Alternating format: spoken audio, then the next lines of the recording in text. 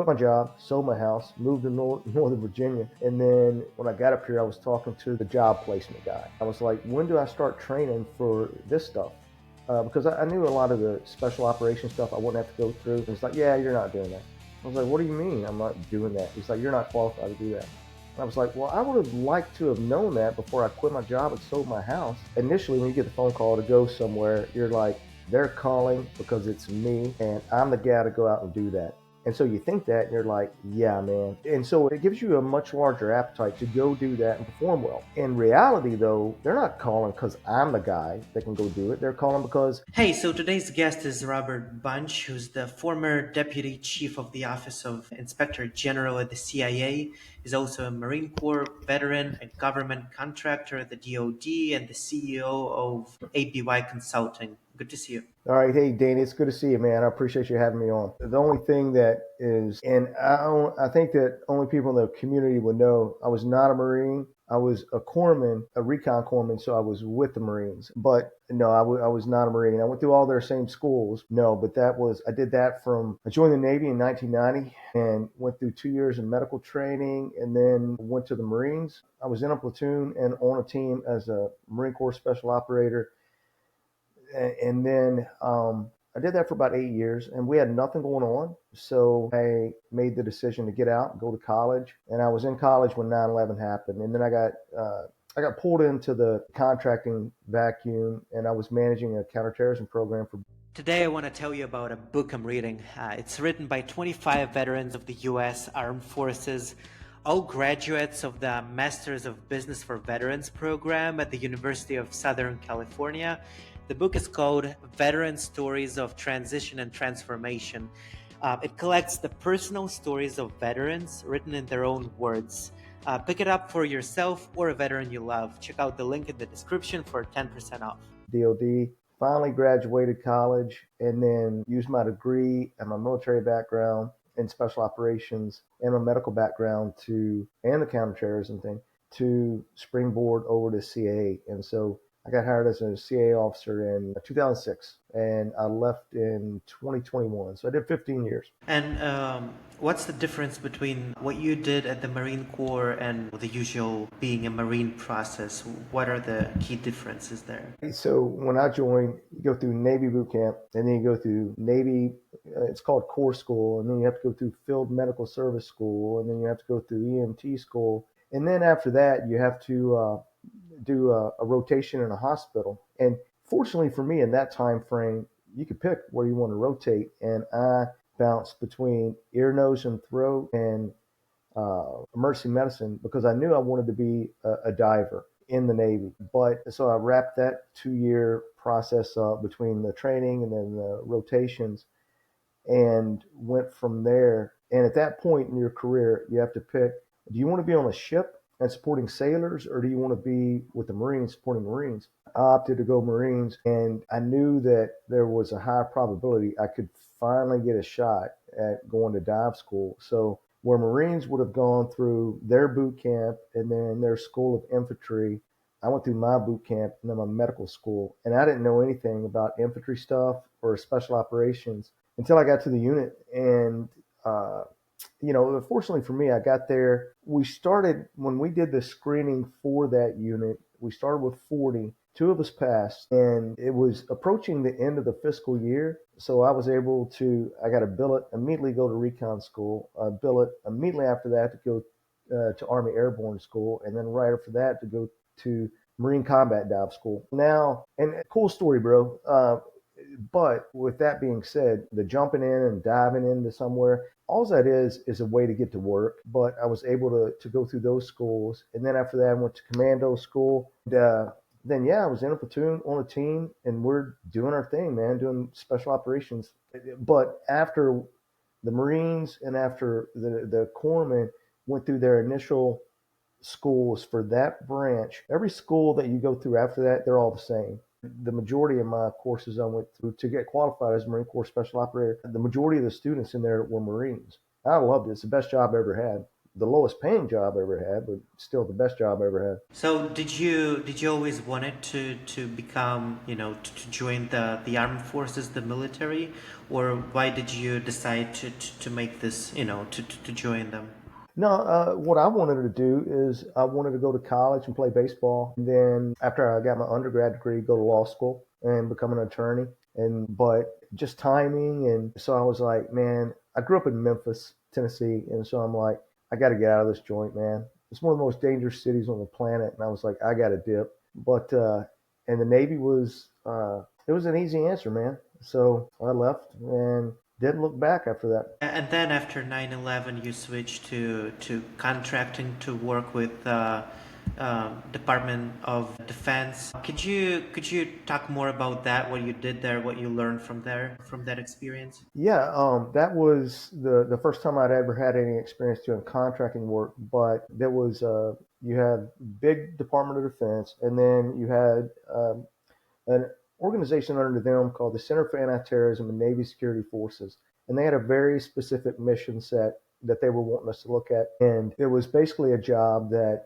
uh, my old guys would do, and then the SEALs would do. But after the war kicked off, they're all in Afghanistan and Iraq, and this job was boarding ships, and so taking a ship down. If there was a ship that you thought might have uh, contraband, and that contraband could be weapons, narcotics, humans. It could be a litany of things. And whenever you try to board one of those ships, it's not like doing a typical kill capture or hostage rescue mission. It's because instead of like if you're doing a kill capture hostage rescue, you're digging corners. And so the threat is completely different on a ship because it's we call it a spherical threat. And you can't teach somebody how to do just a basic kill capture, hostage rescue, direct action mission. And for somebody to be proficient at it, it's going to take a while. It is what it is. But with that being said, now once you get them in the open air on a ship, you have the spherical threat. It's up, down, left, right, north, south.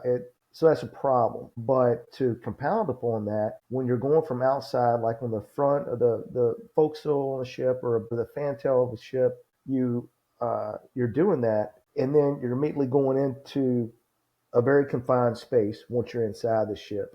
And so it's doing the room clearing, close quarters on steroids. And we had to develop a way to make this as linear as possible, to cut out all the, for lack of a better phrase, cut out all the perfunctory uh, bullshit and to find the most efficient way to do this. But not only to do it having been a special operator, but to impart this to people in a practical and effective and efficient manner that they could consume, then digest, and then go out and perform. And so it was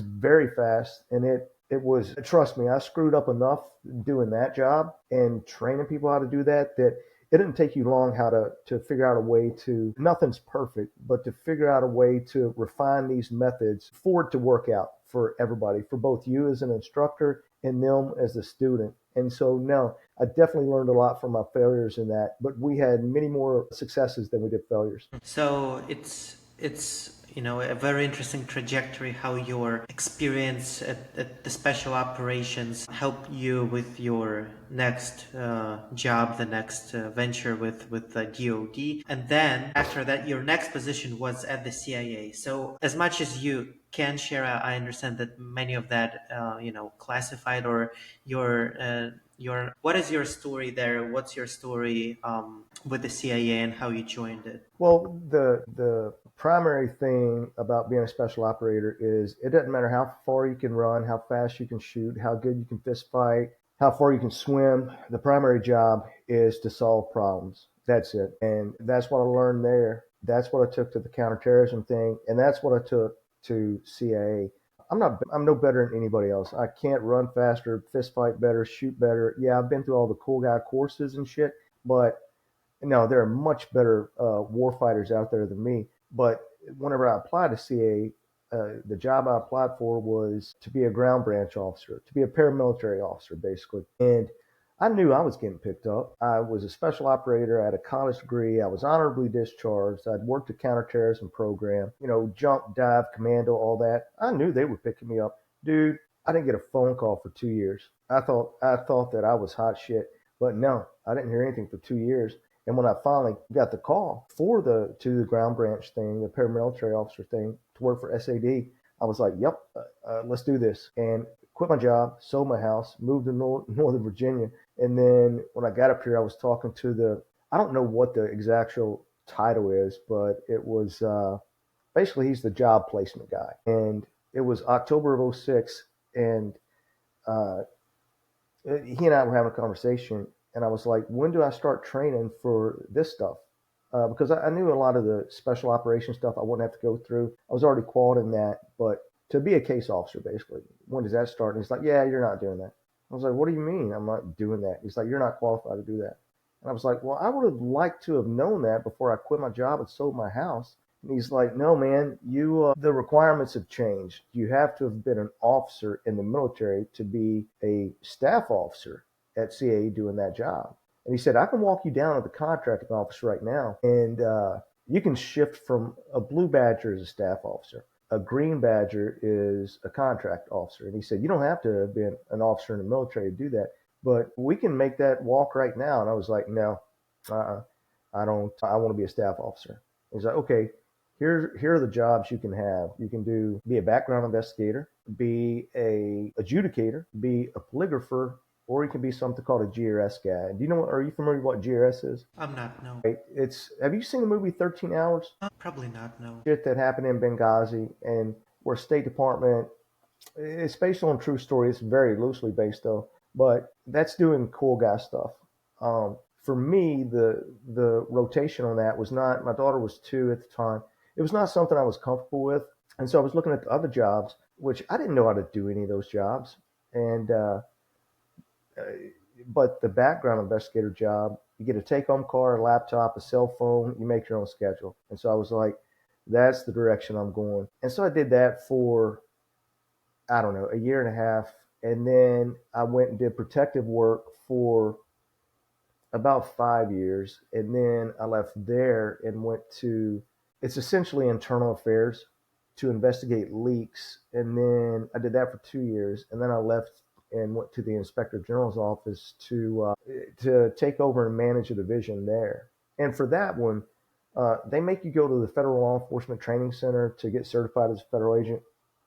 So I went there for that, got certified as a federal agent, came back, and was managing a division of good men and women, phenomenal men and women, man. I got nothing bad to say about them. And I did that from 2014 until 2021, but I still had a lot of runway as far as time to retire. And my wife and children and I were on vacation, and we're in St. Croix, and we're out there. And I told my wife that the people that are above me are good men and women, 1,000,000%, but they're going nowhere anytime soon. So where I would get promoted to would be to backfill for them. But if they're not leaving, I probably won't get a higher pay grade until they leave. And I'm not hanging out that long. And I was only 49 at the time. And I told her, I said, I got enough runway in front of me where I can reinvent myself. So I think I'm going to quit. She's like, are you serious? I said, yeah, I think I'm going to quit. No bad blood. It's cool. But yeah, I think this is the time. She's like, what are you going to do? And I told her, I said, fiscally, we're sane right now. Everything's paid off other than the mortgage payment, of course. That it's one of those things about if you don't, I was either going to, if I didn't walk out the front door, I was jumping out the window. And uh, she's like, all right, so what are you going to do? And I said, I think I'm going to take a year and just do nothing. And so that's what I did. And then I started my company. Yeah, I filed for the LLC right after I quit, but I didn't start as far as functional. I didn't start doing anything until probably a year after, until probably 2022, and that's when I started doing stuff there. And what kind of stuff are you doing there with the company? Honestly, I spend most of my day on the phone with people. I'll have somebody call me about how can we build a safe room. I'll have somebody call me about how can we protect this. It's feast and famine, man. I've gotten over the past month, specifically after the Gaza popped off, and there's also some stuff going on in Haiti, um, basically Middle East, North Africa, Caribbean. I'll get the weirdest phone calls, man, about can you teach a guy how to use a magnetometer, or can you I've got one guy that I subcontract for. I've got a client out on the West Coast who has a cleaning lady who she thinks stole literally like $1 million worth of her jewelry. Uh, can you go out there and uh, sweat this lady out? So it could be, can you build me a safe room? Can you go interrogate somebody? Can you go provide protection? Can you go teach Haitians how to use a magnetometer? It's all over the radar, man. And that's something it's refreshing, and it's something that you never know. When my phone rings, I never know what it's going to be a query for. Yeah, that's an interesting way to live your life, even after retiring from the CIA and from all of the other things that you did. It's quite an adventure. I want to quickly go back to the time that you were talking about when you sold your house, moved to Virginia, and you realize you're not getting the job you initially planned to. Um, just curious, how did you stay emotionally grounded, and how did you process this from from the personal perspective to to make sure that you succeed in this situation and find the way out? I didn't have a choice. I didn't have a choice. I'd walked away from everything. We were living in Florida at the time, and I'd walked away from everything there at the best time of the year in Florida. It was the fall. I quit a job that I was managing, and we were doing important work. And I had a 2-year-old daughter. My wife and I have been, at the time, that was in 2006. We've been married 15 years, and there's no looking back, man. So you gotta the only way out is through. So I had to just push through, and I'm not a fan of the adage "make lemonade out of lemons," but that's what I had to do. And so no, that first year and a half, I didn't like doing background investigations. That's not cool guy stuff. But I knew I had to perform well at that in order to be considered for follow-on jobs after that. And that's the same thing with every job you do there. Perform well at this, and that's going to put you in a better spot to get a job where you may like more and also have more impact. So it wasn't a heavy lift to stay emotionally grounded and to push through that.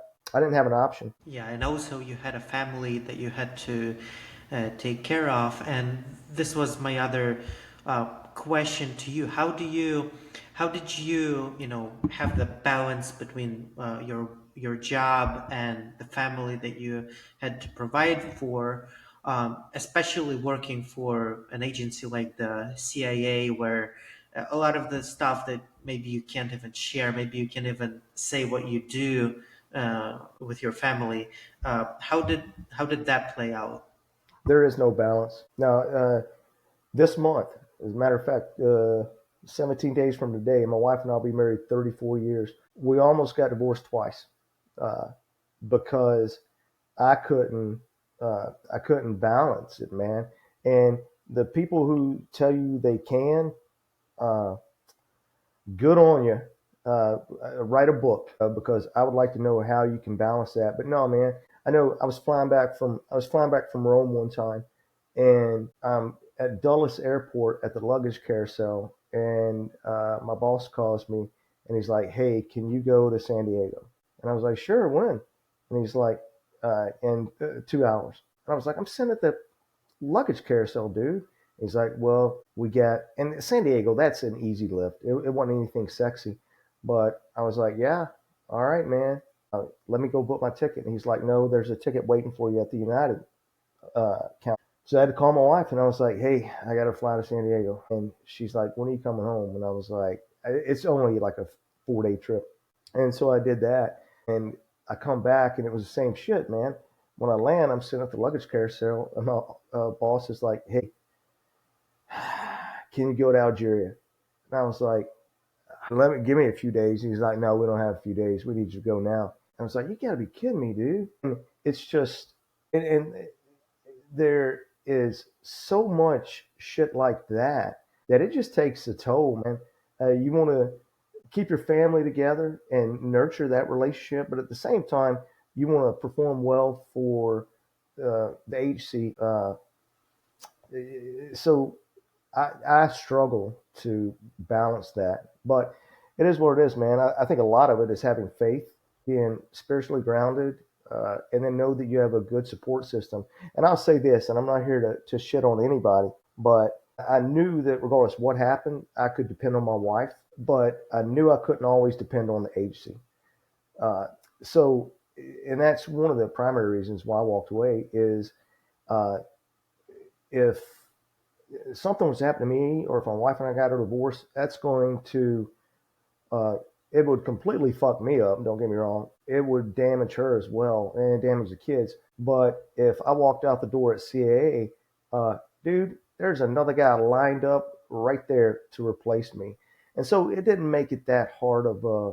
Once I recognized that, the struggle to see where my loyalty and devotion lied, it went from being opaque to crystal clear. And that was one of the primary decisions why I left. I found it very difficult to balance that. Did you enjoy this lifestyle though when you a one phone call and you're on the other coast and you never know what's going to happen tomorrow because it seems like you're still living at least to some capacity in this lifestyle, high stakes, nothing is certain. Do you enjoy this like deeply? I did. It's validating, uh, but it doesn't take you that long to understand that when you get the phone call, initially, when you get the phone call to go somewhere, you're like, they're calling because it's me and I'm the guy to go out and do that. And so you think that and you're like, yeah, man. And so it gives you it gives you a much larger appetite to go do that and perform well. In reality, though, they're not calling because I'm the guy that can go do it. They're calling because everybody else is off doing shit. And so, no, I'm just happen to be the last number they called. And so, once you understand that and abandon your own delusions of self grandeur, it's the sexiness with that, the excitement, it begins to dissipate, and so it's a good thing. I mean, when I was doing it, I loved it, but I got into doing that line of work when you're getting those phone calls. I didn't start that until I was 37. And so most of the guys who were doing it, most of the men and women who were doing that, they were like 25. And I think they failed to recognize the basic economics on it about the how expendable you are. And it didn't take me long. I did that job for 5 years, but it didn't take me but maybe a year to understand that. And so the sexiness wore off. The only thing about it is the money was really good doing that. Um, and there were no other jobs out there that were available at the time within the organization. No other jobs, at least that I was interested in. So the sexiness factor had worn off. And then even after leaving there, dude, and now I mean, have you traveled much? Not too much, but a little, yeah. I went to last year. I went to last time I traveled before last year. I think it was 2016, 17. I went to the Netherlands for work, and then uh, once I started my own company, a buddy of mine reached out to me and he's like, "Hey man," and this was 2023. He's like, "Hey, you want to go to Istanbul and Macedonia? Quick trip, great money." And I was like, "For sure." And I forgot, having been on 5 continents as a young man, I forgot how logistically how much of a pain in the ass travel is. And my daughter right now, man, she flew out today's Friday. She flew out Tuesday, and she's vacationing right now in Turkey, and then Mykonos, and then Turkey again, and then she's flying back. And when I was talking to her, she's like, I forgot because we sent her abroad to live in Madrid for 6 months for school. She loved it, but she got that bite, she got the bug for travel. But now that she's doing it again, she's like, I forgot how much of a pain in the ass this is. And logistically, it's always good to go new places, experience new cultures, see new things, meet new people. But sometimes when you spend, as long as I did, living out of a suitcase, uh, no, the sexiness wears off pretty quick. Hmm. Before we end the recording, the episode, is there an advice or something that you want to share with the listeners that we haven't touched upon yet? What's your? I was going to ask you what your target audience is. What age frame? Yeah, yeah. Let's say guys and girls in their early 20s, just to have some kind of a persona in mind. Number one, be kind. Uh, Number two, be a good person. Number three, work hard, and don't let anybody discourage you from pursuing whatever it is you want to do. Uh, and you have to understand this is there with everything in life. I don't regardless of what industry you're in. There are going to be times when are going to have to. You're going to be faced with the dilemma of your personal moral elasticity, and we all go through it. I mean, it's almost like if you pull up to a stop sign and you don't completely stop and you roll through it. Is that a morally, legally, have you stretched your morals on that? And that's on a, that can be relative, but you have to understand that there are going to be times whenever you have to recognize that you are operating in a world where moral elasticity exists, and you're going to have to do some things that you're not comfortable with. But those things don't define you, and don't let that rob you of who you are. But be kind, be a good person, recognize your moral elasticity limits, and work hard, man, and definitely have faith. Uh, I'm a firm believer in that. I'm a Christian, and I don't care what other people, whatever religion you are, but that's going to be something that helps you navigate that moral elasticity to harness that. And then also, I think one of the keys is to build a solid network. I've gotten more business off of my network than anything else. So build a solid network, and if you have some early 20s, late teen, early 20s adults that are on LinkedIn and or on social media, to seek out people who, regardless how old they are, like me, I'm 53, uh, and you might be a 19-year-old dude, uh, and you're like, hey, dude, I'm thinking about going to CA, or I'm thinking about doing this. Dude, I will never not have that conversation with them to uh, let them know, to steer them in. Uh, and I don't reach out. I don't. My phone is a one-way phone. I don't call people, and I do not give unsolicited advice. But since you've asked the question, if a young person calls me, and or if they reach out, I'll be like, yeah, man, if you want to have a talk, this is my personal cell. Give me a call. And if they turn out to be a nerd or just a weirdo, it's an easy lift. I just block the number. It's fine. But no, I've been able to build relationships with those people, even though we might have a 30-year age gap. But there are people 20 years older than me that I'll be on LinkedIn on my phone, and they have done something that I find that piques my interest, and I'll reach out to them. And it's cultivated friendships, but it's also cultivated business. And I think friendship is more important than business. But be kind, be a good person, work hard, recognize that you are going to have to be more elastic, and the reason why you got to know that is so you can know where your boundary is, and then build your network. And that's, I don't know. I mean, that's the best advice I could give. Oh, that's amazing. Thank you a lot for sharing your story and advice and everything that we talked about. It's definitely very valuable. Super excited to have done this episode. And thank you again for joining. Yeah, Danny, hit me up anytime, man. Absolutely.